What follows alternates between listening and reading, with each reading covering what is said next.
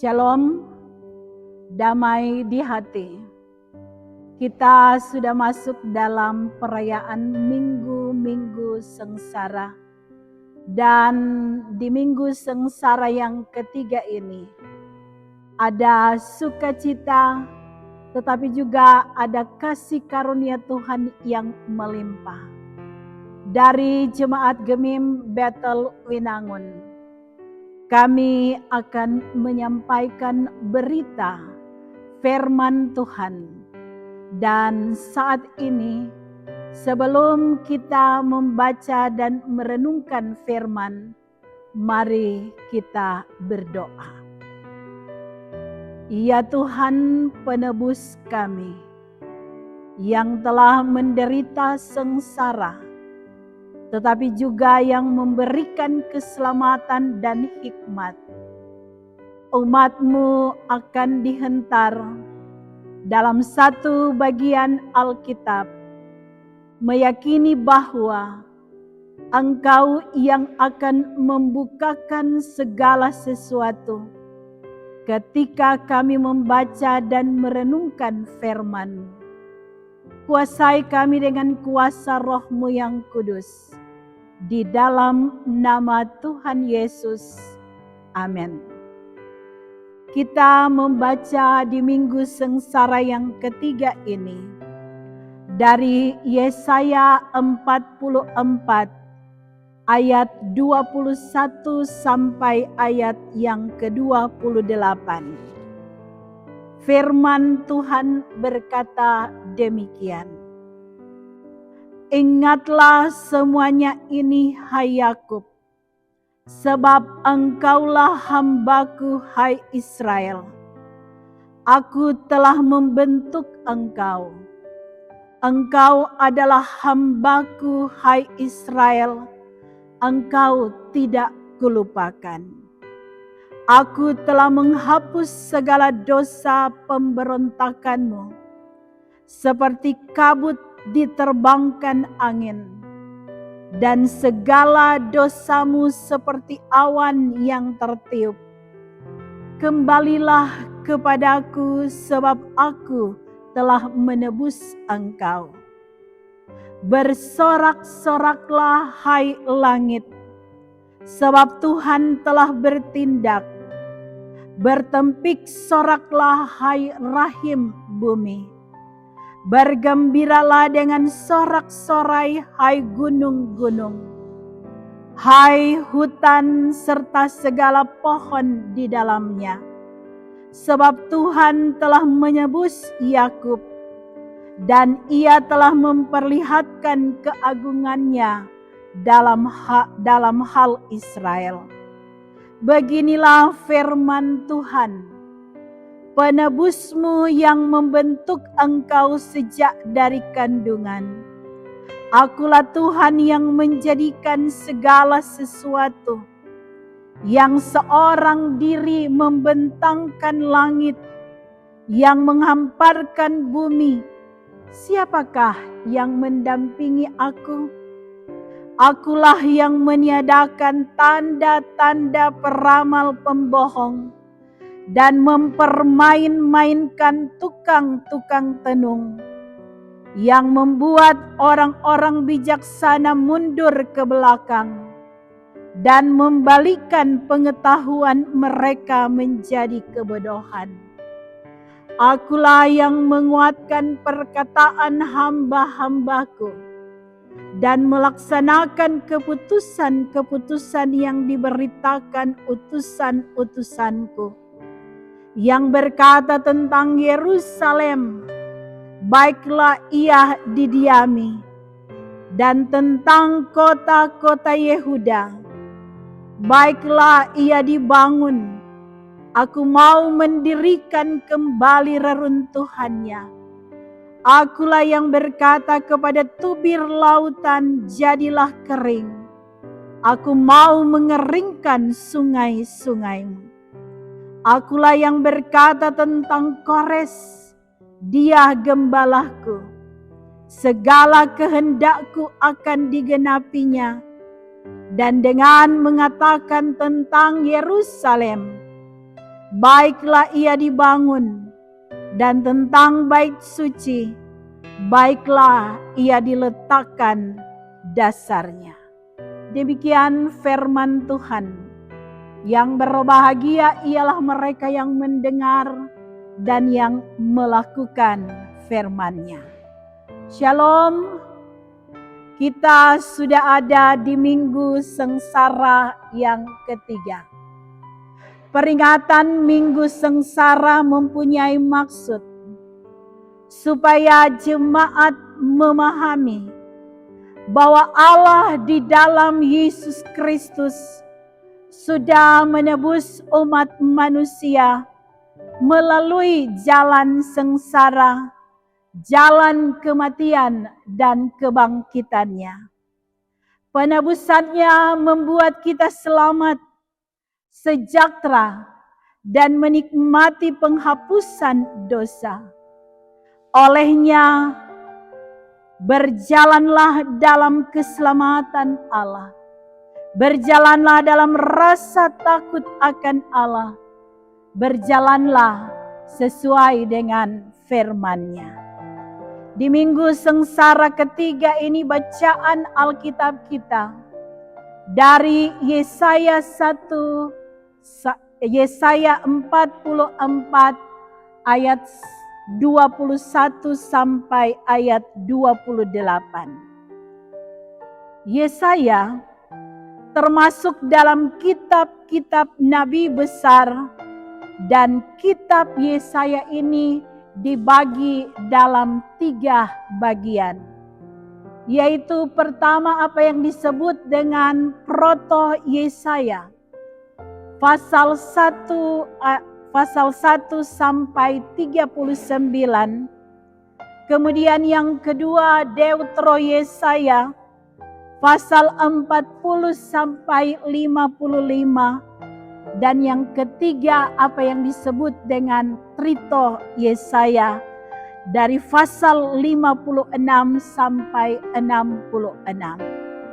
Masing-masing bagian ini berasal dari waktu dan situasi keadaan umat yang berbeda-beda. Nah, bacaan kita termasuk pada bagian yang kedua, yaitu Deutero Yesaya.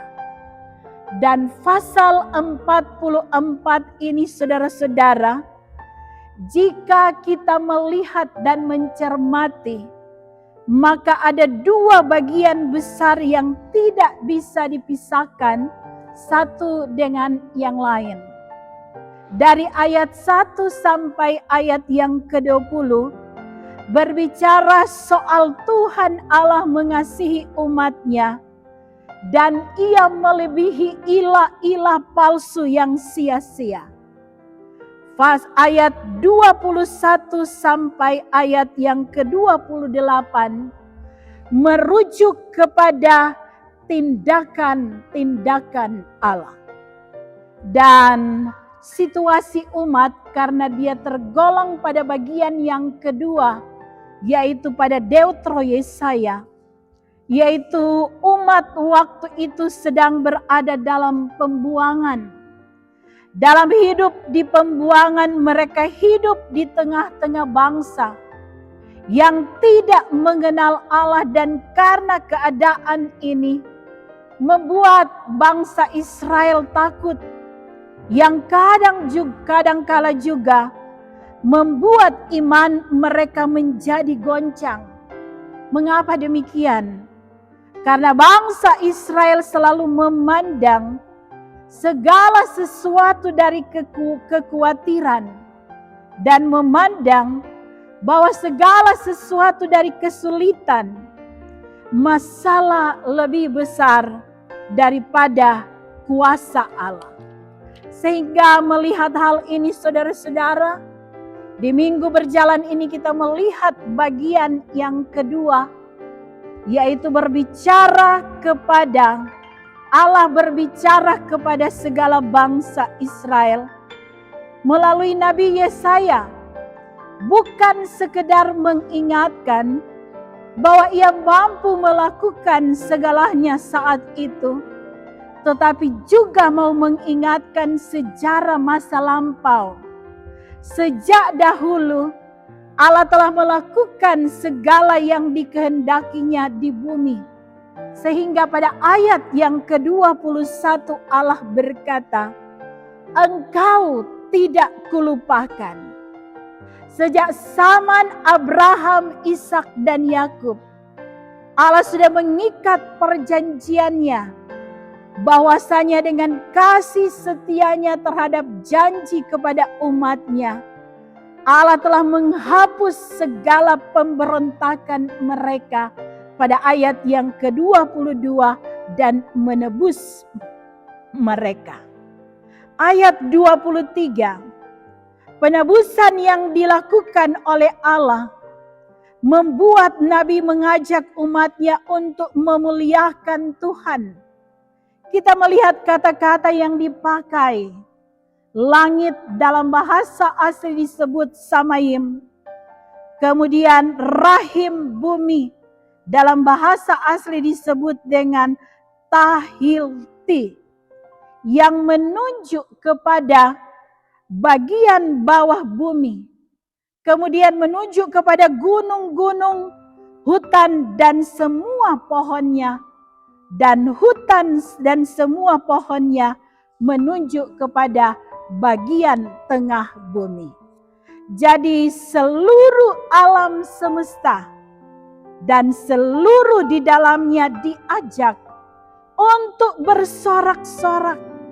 Kita bisa membayangkan saudara-saudara bahwa karena penebusan yang dilakukan oleh Allah membuat semua makhluk, bahkan seluruh ciptaan bersorak-sorak memuliakan Tuhan Allah.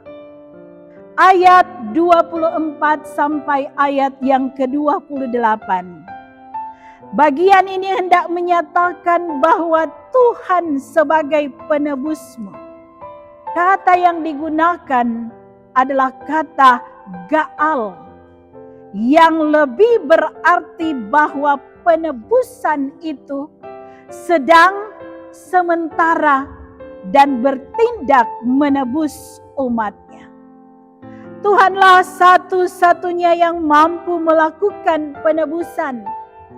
Dan tindakan-tindakan penebusannya mau menyatakan bahwa ia yang menjadikan segala sesuatu. Ia yang bertindak atas segala sesuatu. Dan ini lebih menunjuk kepada tindakan-tindakan penebusan, penyelamatan, dan pembaharuan kehidupan umatnya. Tindakan penebusan lainnya, yaitu Allah meniadakan tanda-tanda peramal yang adalah pembohong dan sebagainya. Kata peniadaan atau meniadakan diambil dari kata meper yang berarti meniadakan, menggagalkan, menghancurkan, dan mengakhiri. Sehingga kita dapat mencerna bahwa apa yang disampaikan oleh peramal-peramal itu adalah bohong semata. Dan itu bukan berasal dari Allah. Ayat 25. Dan hal ini ada perbedaan dengan apa yang disampaikan oleh para hamba-hamba Tuhan. Apalagi dari firman ini kita mengetahui bahwa Allah lah yang memberikan perkataan-perkataan hambaku. Dan mereka melaksanakan keputusan-keputusan yang diberikan oleh utusan-utusan Tuhan. Ayat 26. Dari sini kita bisa melihat bahwa apa yang diperkatakan oleh Nabi dan segala keputusan-keputusan yang disampaikan oleh Nabi sumbernya dari Tuhan Allah. Dan Tuhan menunjukkan kemahakuasaan dengan mengeringkan sungai-sungaimu dan kuasa kegelapan tidak menguasai dengan kuasa lainnya.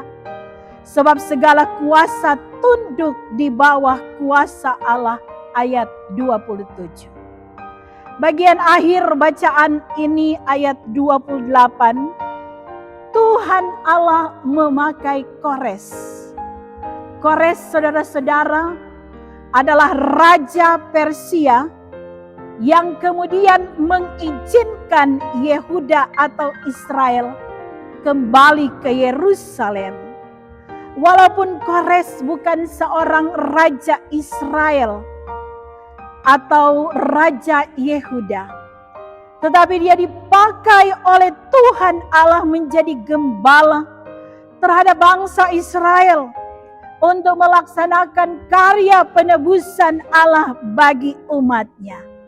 Dan dari apa yang dilakukan oleh Kores, Tuhan menyebut dia sebagai gembalaku. Nah, dari berita ini, saudara-saudara, kita dapat memahami sekaligus menjadikan firman ini sebagai bekal dalam menjalani kehidupan ini. Ada beberapa catatan yang harus kita lihat, bahwa yang pertama, Tuhan Allah berkarya menebus umatnya dengan tindakan-tindakannya yang ajaib dan besar. Sehingga umat boleh terus berpengharapan dan memiliki jaminan hidup yang kekal. Demikian pun dengan kita sekarang. Kita terus berpengharapan sebab Allah adalah yang berkuasa dan Dia menjadi penebus kita. Kita ingat perkataan Ayub dalam Ayub 19 ayat 25 berkata demikian. Tetapi aku tahu penebusku hidup dan akhirnya ia akan bangkit membelahku di atas bumi. Dalam keadaan yang terpuruk oleh malapetaka yang menimpanya, Ayub mempunyai keyakinan bahwa penebusnya hidup. Demikian pun juga dengan kita sekarang. Mungkin kita sedang ada dalam keadaan yang terpuruk, situasi yang lemah oleh karena beban hidup, sakit, oleh karena pergumulan-pergumulan yang lain. Tetapi percayalah, ketika kita percaya bahwa penebusku hidup, maka kita akan diperdamaikan. Berdamai dengan diri kita sendiri, berdamai dengan orang lain, bahkan terutama dengan Tuhan.